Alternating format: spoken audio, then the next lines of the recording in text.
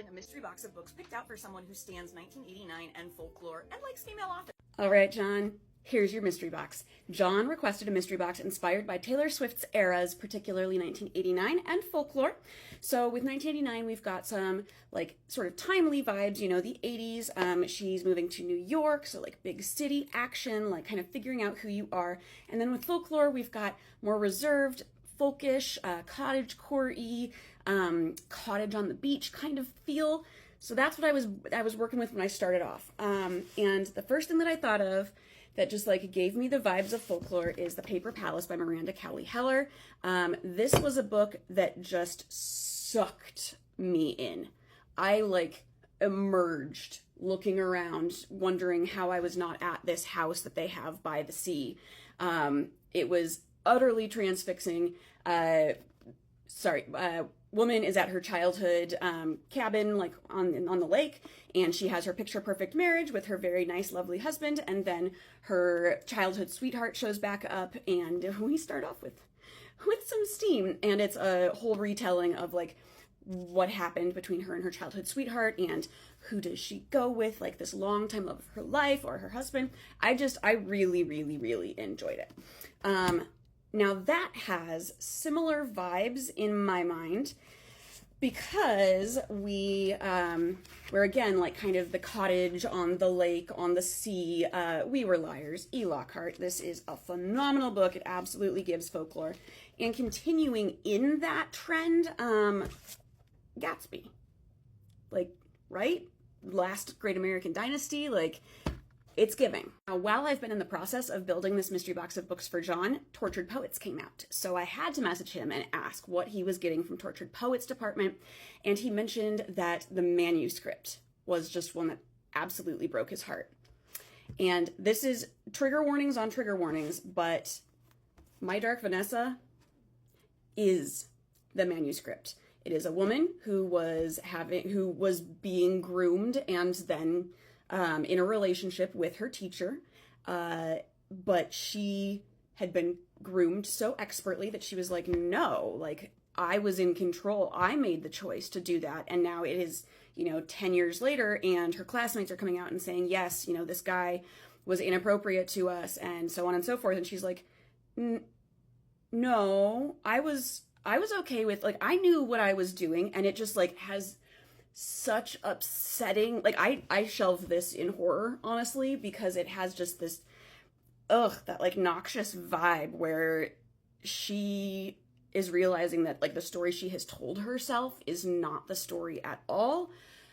Ooh, when I first heard about this book, I thought it sounded like really kind of exploitative, and then I read it and I was like, oh, this is so many good questions about like autonomy and coercion and whew. So that was just a random throw in from Tortured Poets. And yeah, if you're tortured poeting, My Dark Vanessa by Kate Elizabeth Russell. Whew. Oh, and of course, like I meant to mention with Gatsby, you do have the feeling of like, who am I? What is going on with my life? Like figuring out who your friends are. You've got like New York. So again, 1989 really ties in with that one as well. Now, the earlier video, if you want to check it, I do go into more detail about The Great Circle by Maggie Shipstead, but this was one I picked up and I feel like it just kind of meshes with those themes as well. We have the time period of like the 19 teens and 20s, kind of like tying in with Gatsby, sort of that folklore-y, and we also have a famous person involved, and it's another like kind of coming of age, which is 1989. So go back and watch that video for Great Believers.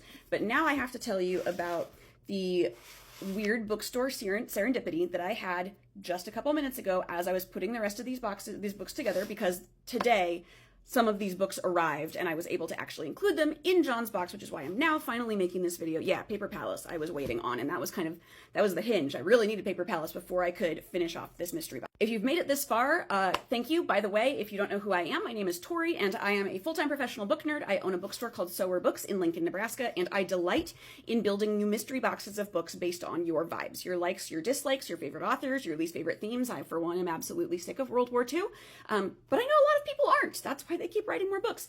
So if you would like me to pick out a bunch of books with a ridiculous prompt like, here are my eras, which I think is maybe the best prompts.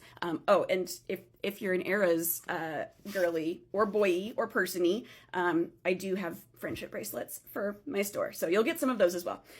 All right, here is the crux of this mystery box that just kind of left my jaw on the floor like 2-3 minutes ago before I started filming. The Great Believers by Rebecca Makkai is going to break your heart. It follows the AIDS crisis of the 80s. Our main character, Yale, is a gay man in Chicago, and he is watching as his friends one by one depart. Oh my gosh. My friend read this book and called me sobbing. Like, I could not make out the words on the phone. It was like, holy shit, like, is your mom okay? Like, and she just is choking out, like, oh, yeah, this book will do it. It does such an amazing job. Since the AIDS epidemic was something that was widely swept under the rug at the time, and then we lost so many of the folks from that era, and a lot of them were estranged from their family because their family were of the era where bigotry was more acceptable, although we don't need to get into that. Anyway, their stories were not heard. And then they left this earth and they didn't have families to pass down the stories, and all of the friends were gone. So Rebecca Makkai actually did an amazing job at tracking down people who were around in the gay communities in the 80s and telling their stories. And she's actually received a lot of acclaim from queer circles for finding as many of these stories as she could and bearing witness. Oh, it's giving me feels. So here we go. Remember, this was the stack of all of these books giving 1989 and Folklore. Obviously, this starts in 1985.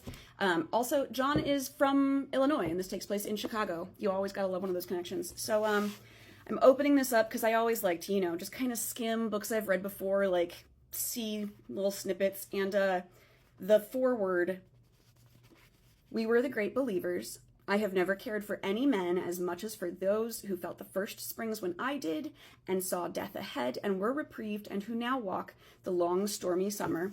And that is a quote by our boy F. Scott Fitzgerald. John, thank you so much for supporting my bookstore, and I really hope that you love these books that I've picked out for you.